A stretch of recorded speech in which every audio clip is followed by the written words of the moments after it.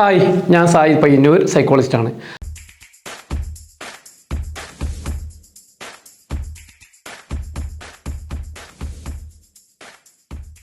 ചില വ്യക്തികൾ പരാതിപ്പെടാറുണ്ട്. വെറുതെ വീട്ടിലിരിക്കുന്ന സമയത്ത് പെട്ടെന്ന് നെഞ്ചിടിപ്പ് കൂടുന്നു, ശ്വാസം കിട്ടാതെ വരുന്നു, ശരീരം വിയർത്തൊലിക്കുന്നു, നെഞ്ച് വേദന അനുഭവപ്പെടുന്നു, കണ്ണിൽ ഇരുട്ട് കയറുന്നു, ഇപ്പോൾ വീണു മരിച്ചു പോകും എന്ന് തോന്നുന്നു. സ്വാഭാവികമായും ഇത്രയും ലക്ഷണങ്ങൾ കണ്ടാൽ ഹൃദയാഘാതമാണെന്ന് തന്നെ കരുതും. ഒരാശുപത്രിയിലേക്ക് പോയി ഹൃദ്രോഗ വിദഗ്ധനെ കാണും. ECG എടുത്തു നോക്കും, എക്കോ ചെയ്യും, മറ്റു പരിശോധനകളൊക്കെ ചെയ്യും. ഈ പരിശോധനകളൊക്കെ ചെയ്തിട്ടും ഹൃദ്രോഗത്തിൻ്റെ യാതൊരു ലക്ഷണവുമില്ല. ഹൃദയം പെർഫെക്റ്റ്ലി ഓക്കെ എന്ന് ഡോക്ടർ പറയുന്നു. എല്ലാം നിങ്ങളുടെ തോന്നലാണ് എന്നും ഡോക്ടർ പറയുന്നു. വീട്ടിലെത്തി അരമണിക്കൂർ കഴിയുമ്പോൾ വീണ്ടും നെഞ്ചിടിപ്പും ശ്വാസം മുട്ടലും നെഞ്ചുവേദനയും വരുന്നു. ആ സമയത്ത് നമ്മൾ എന്താ ചെയ്യുക? മറ്റൊരു ഡോക്ടറുടെ അടുത്ത് പോകും. പിന്നെ കാണുന്ന ഡോക്ടറോട് ആദ്യം കണ്ട ഡോക്ടറെ പറ്റി ഒന്നും പറയില്ല, ആ വിവരങ്ങളൊന്നും പറയില്ല. കാരണം പുതിയ ഡോക്ടർക്ക് വഴി തെറ്റാൻ പാടില്ലല്ലോ, അദ്ദേഹം പെർഫെക്റ്റ്ലി ആദ്യം തന്നെ നോക്കട്ടെ എന്ന ചിന്തയാണ്. പുതിയ ഡോക്ടറും ആദ്യം തൊട്ട് തന്നെ എല്ലാ പരിശോധനകളും ടെസ്റ്റുകളും ചെയ്യും. തീർത്തും നോർമൽ, ഒരു കുഴപ്പമില്ല. അപ്പോൾ കാര്യങ്ങൾ മനസ്സിലായി, ഹൃദയത്തിന് യാതൊരു തകരാറുമില്ല, മറ്റ് ശാരീരിക ആരോഗ്യ പ്രശ്നങ്ങൾ ഒന്നുമില്ല, എല്ലാ ടെസ്റ്റുകളും നോർമൽ. എന്നിട്ടും ഇടയ്ക്കിടെ നെഞ്ചിടിപ്പും വെപ്രാളവും കൂടി വരുന്നു. ഈ അവസ്ഥയ്ക്ക് പറയുന്ന പേരാണ് പാനിക് അറ്റാക്ക്.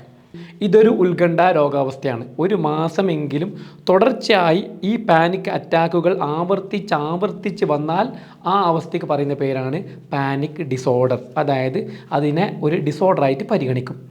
ഈ പാനിക് അറ്റാക്ക് വരാനുള്ള കാരണം എന്തായിരിക്കും? നമുക്കുണ്ടാവുന്ന ശാരീരിക പ്രശ്നങ്ങളെ തെറ്റായി വ്യാഖ്യാനിക്കുമ്പോഴാണ് കൂടുതലായും പാനിക് അറ്റാക്ക് ഉണ്ടാവാറ്. ഉദാഹരണം പറയുകയാണെങ്കിൽ, ഗ്യാസ് മൂലമോ അമിത അധ്വാനം മൂലമോ നിങ്ങളുടെ നെഞ്ചിടിപ്പ് അല്പം കൂടുന്നതെന്ന് വിചാരിക്കുക. സാധാരണ ഒരാൾ എന്ത് ചെയ്യും? ഇത് അവഗണിക്കും. എന്നാൽ പാനിക് വരാൻ സാധ്യതയുള്ള ഒരാൾ ചിന്തിക്കുന്നത്, എൻ്റെ നെഞ്ചിടിപ്പ് കൂടുന്നു, എനിക്ക് ഹാർട്ട് അറ്റാക്ക് വരാൻ പോവുകയാണ്, ഞാൻ ഇപ്പോൾ മരിക്കും എന്നാണ്.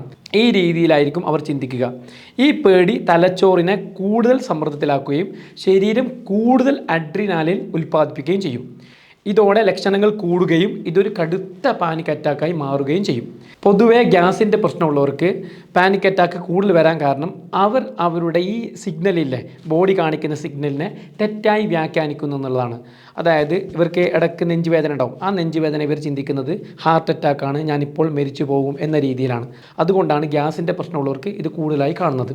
ഇനി പാനിക് അറ്റാക്കിൻ്റെ ലക്ഷണങ്ങൾ പലപ്പോഴും ഹൃദയാഘാതത്തിൻ്റെ ലക്ഷണങ്ങൾക്ക് സമാനമാണ്. രണ്ടും നോക്കിക്കഴിഞ്ഞാൽ ഏകദേശം ഒരുപോലെയാണ്. പൊടുന്നനെ വരുന്ന അമിതമായ നെഞ്ചിടിപ്പ്, നെഞ്ചുവേദന അല്ലെങ്കിൽ നെഞ്ചത്തൊരു ഭാരം അനുഭവപ്പെടുക, കണ്ണിൽ ഇരുട്ട് കയറുക, ശരീരം വിയർത്തൊലിക്കുക, ശ്വാസം കിട്ടാതെ വരിക, വയറ്റിൽ ഒരു എരിച്ചിൽ തോന്നുക, കൈകാലുകൾ വിറയ്ക്കുക, കൈയിൻ്റെയും കാലിൻ്റെയും വിരലുകളുടെ തുമ്പ് തണുത്ത് വിറങ്ങലിച്ച് പോവുക, ഇപ്പോൾ താൻ വീട് മരിച്ചു പോകും അല്ലെങ്കിൽ തൻ്റെ മനസ്സിൻ്റെ സമനില തെറ്റിപ്പോകും എന്ന് തോന്നുന്ന തരത്തിലുള്ള ഭീകരമായ അസ്വസ്ഥത.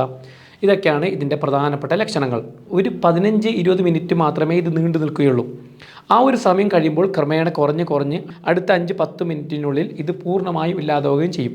ചില കേസിൽ മാത്രം 1 മണിക്കൂർ വരെ നീണ്ടു പോകാറുമുണ്ട്.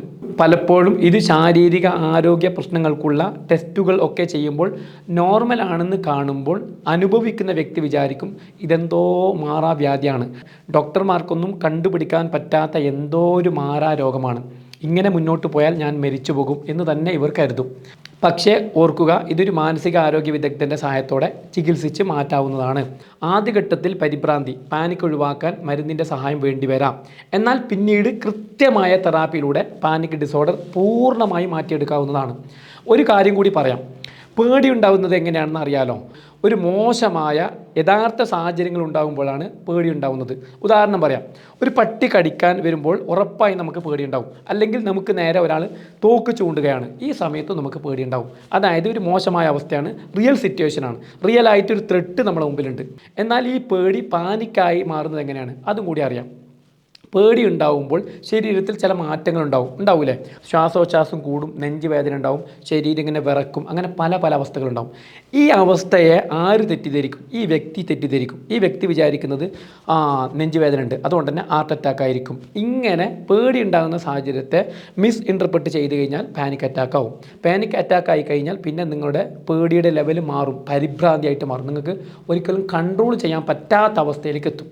ചുരുക്കി പറഞ്ഞു കഴിഞ്ഞാൽ പേടിയെ നിയന്ത്രിച്ചില്ലെങ്കിൽ പാനിക് അറ്റാക്കായിട്ട് മാറും. പാനിക് അറ്റാക്ക് ഇങ്ങനെ കൂടി വന്നു കഴിഞ്ഞാൽ, മാസത്തിലധികം ആയിക്കഴിഞ്ഞാൽ അത് പാനിക് ഡിസോർഡർ ആയിട്ട് മാറും.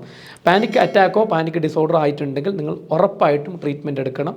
ചില ഘട്ടത്തിൽ തുടക്കത്തിലൊക്കെ മരുന്നിൻ്റെ സഹായം വേണ്ടി വരും. പിന്നീട് സൈക്കോതെറാപ്പിയിലൂടെ പൂർണ്ണമായി മാറ്റാൻ സാധിക്കും. വീണ്ടും കാണാം. നന്ദി.